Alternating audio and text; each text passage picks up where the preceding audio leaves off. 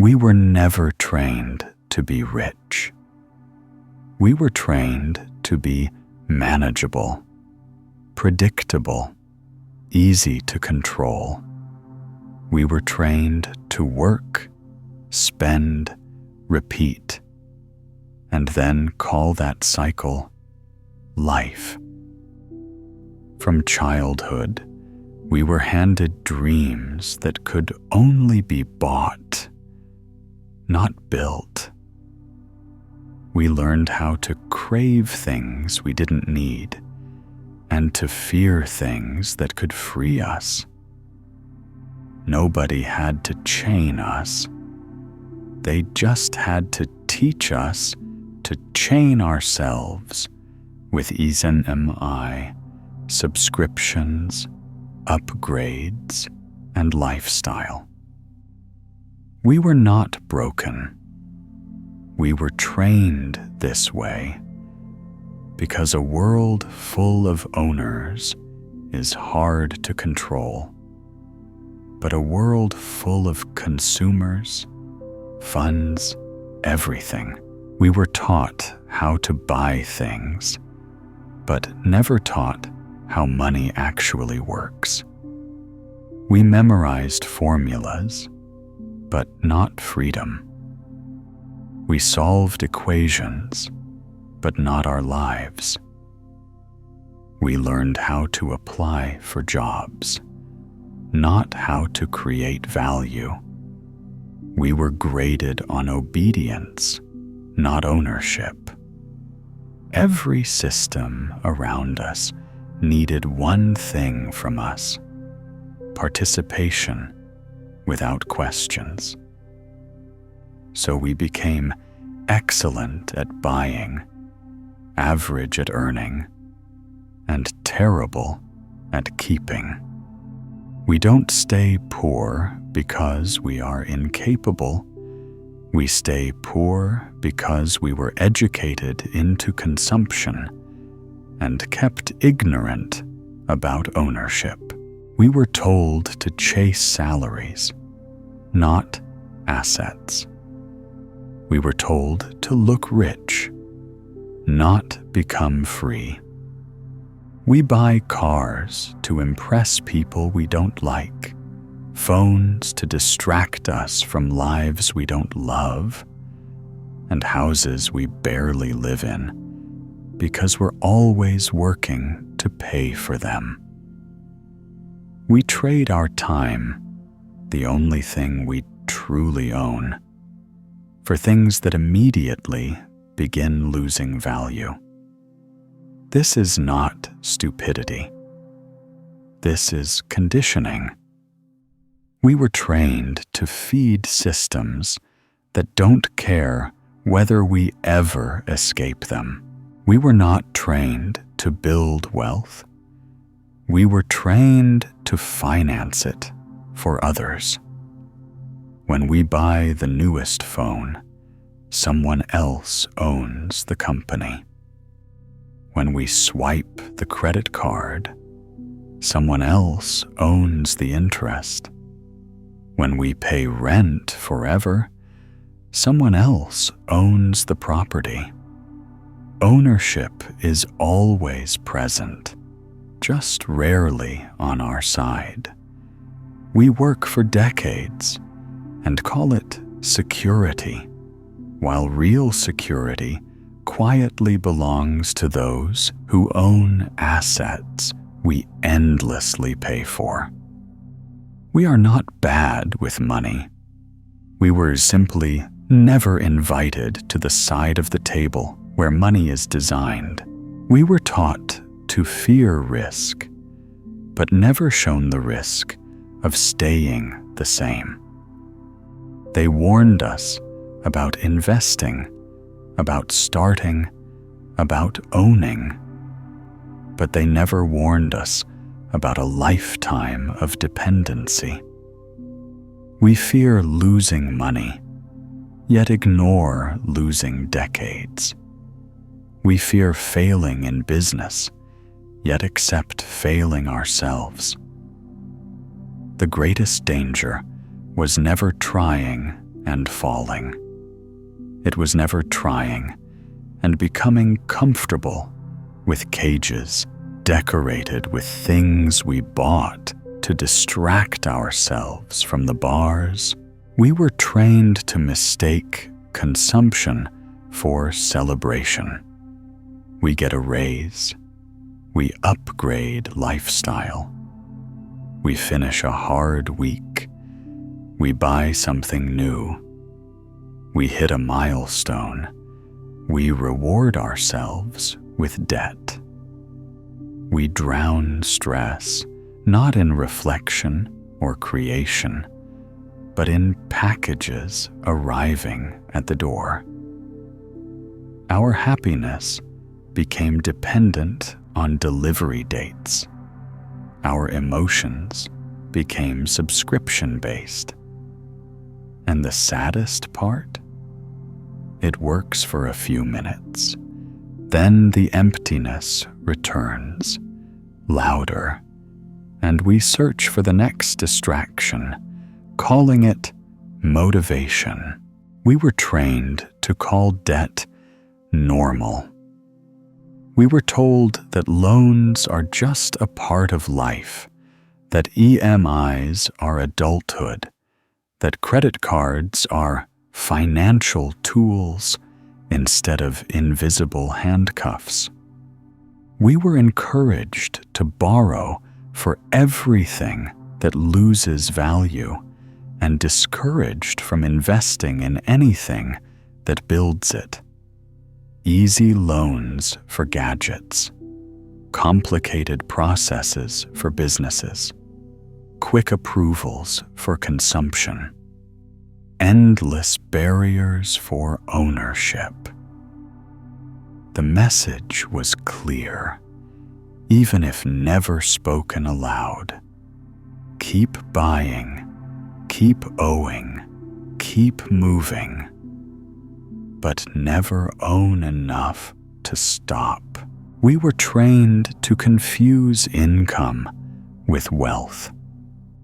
We celebrate pay raises while our expenses chase them like hungry shadows. We obsess over salaries, but ignore ownership. The truth most people never hear is simple and uncomfortable. Rich people don't just work for money. They own things that work for them. Shares, businesses, property, intellectual assets, systems. We, meanwhile, were taught to sell our time. The only asset that disappears the moment we use it. We don't lack intelligence. We lack exposure to the side of life where ownership is normal conversation. We were trained to measure our lives in things instead of time. Bigger TV, smaller evenings, bigger car, smaller conversations, bigger house, smaller peace. We chase upgrades like they're oxygen, forgetting that every upgrade upgrades our obligations too. We keep saying, "One day I'll slow down," while building lifestyles that require us to speed up forever. Ownership of life slips quietly away while we polish objects that will never care about us. This isn't greed. This is habit, and habits can be rewritten. We were trained to chase validation instead of value. We don't just buy things, we buy witnesses. We want others to see what we own, so we can momentarily forget what we lack inside. We post, compare, refresh, repeat. Our worth rises and falls with reactions on screens we don't control. Ownership is quiet and slow. Consumption is loud and instant. And because instant feels like oxygen, we choose it again and again, even when we know it's draining us. We are not addicted to buying. We are addicted to being seen. We were trained to see wealth as luck or inheritance, never as a skill. We hear rich and think lottery, not literacy. We were told that money talk is rude, that investing is risky, that business is for other kinds of people. So we stayed quiet, polite, and uninformed while the loud world of ownership kept moving without us. Wealth is not just numbers. It is behavior multiplied by time. But our behavior was programmed for spending, not planting. No one told us that small ownership, repeated quietly, beats big spending, repeated loudly. We were trained to believe that tiredness is success. Long hours, short lives, busy calendars, empty hearts. We brag about exhaustion as if it proves worth. Meanwhile, the people who own systems spend their time designing structures that let them step back while we step in. We were taught to work harder, not to work differently. We were praised for endurance, not for leverage. And so we became engines inside machines we do not own, mistaking burnout for achievement and silence for peace. We were trained to think short-term. We crave the weekend, not the future. We plan for the next sale, not the next decade. We tell ourselves we'll start later, while building habits that make later impossible. Ownership needs patience. Consumption needs impulse. So the world surrounds us with noise, urgency, countdown timers, limited offers, flashing notifications. Everything screams now, so we never ask, what about tomorrow? Our attention is harvested because distracted people don't build anything. They just keep buying from those who do. We were trained to see ourselves as small.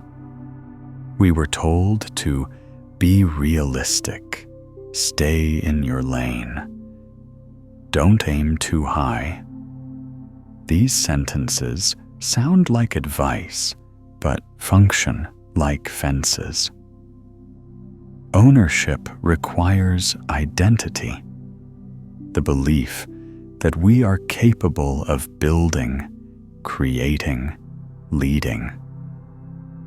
But we were repeatedly reminded of our limits, rarely of our possibilities. When people believe they are small, they stop reaching. When they stop reaching, they consume instead of creating. And nothing makes the world easier to control than a population that doubts itself. We were trained to confuse entertainment with fulfillment. Hours disappear into screens, seasons change while we scroll, and our dreams quietly starve while we chase the next episode, the next reel, the next distraction. The system doesn't need us to think. It needs us occupied. The more attention we spend, the less life we live. Ownership isn't just about money. It's about mind. Until we own our focus, someone else will rent it profitably. We are not out of time. We are simply leaking it into devices designed to keep us from ourselves. We were trained to be replaceable. Systems don't want thinkers. They want parts. We are given titles that sound important, but disappear the moment we leave the room. We trade our identity for positions that can be refilled in a week. And because we are replaceable at work, we try to feel irreplaceable through what we buy. Ownership, however, reverses that dynamic. When we build, create, and own, we cannot be substituted so easily. But we were never encouraged to become irreplaceable. We were encouraged to become available. We were trained to see ownership as distant and complicated. We hear words like investing, equity, assets, and our minds go quiet. Not because we are incapable, but because we were never introduced to them with patience. Yet we can memorize movie universes, tech specs, celebrity gossip, and every discount sale. Our minds are not weak. They are occupied. The door to ownership was never locked. It was just hidden behind noise, distractions, and the constant whisper that people like us don't do things like that. We were trained to outsource responsibility. When things go wrong, we blame governments, bosses, economies, parents, circumstances, everyone but the person in the mirror. That is convenient, but expensive. Ownership begins with brutal honesty. No one is coming to save us. No school will rewrite our financial education. No company will make us free. No system is designed to liberate its most reliable workers. The day we stop waiting is the day we start owning our choices, our money, our time, our direction. We were trained to believe that normal is safe. Normal job, normal debt, normal stress, normal exhaustion. But normal today often means financially fragile, emotionally drained, and spiritually numb. We were not built for this version of normal. We adapted to it. Ownership asks us to redefine normal. Time freedom, purpose, contribution, control over income, control over attention. That is not extreme. That is healthy. Remaining trapped is what's extreme. We're just used to it. We were trained to respect paychecks more than possibilities. A guaranteed monthly amount feels safer than uncertain creation, even if that guarantee quietly costs us our dreams. We measure security by predictability, not by potential. Yet the truth is uncomfortable. Paychecks end the moment we stop working, but ownership continues even in our sleep. We were taught to fear uncertainty more than stagnation, so we stay still, calling it stability, while parts of us slowly fade. The world did not steal our opportunities. It convinced us not to pursue them. We were trained to make rich people richer, while believing we were simply doing our job. Every subscription, every swipe, every hour we trade feeds systems designed by someone who once decided to own instead of consume. That is not conspiracy. It is design. Someone owns the platforms, the banks, the apps, the brands, the properties. Someone collects while others pay. We were conditioned to stay on the paying side. The moment we recognize this, our relationship with money changes from survival to strategy.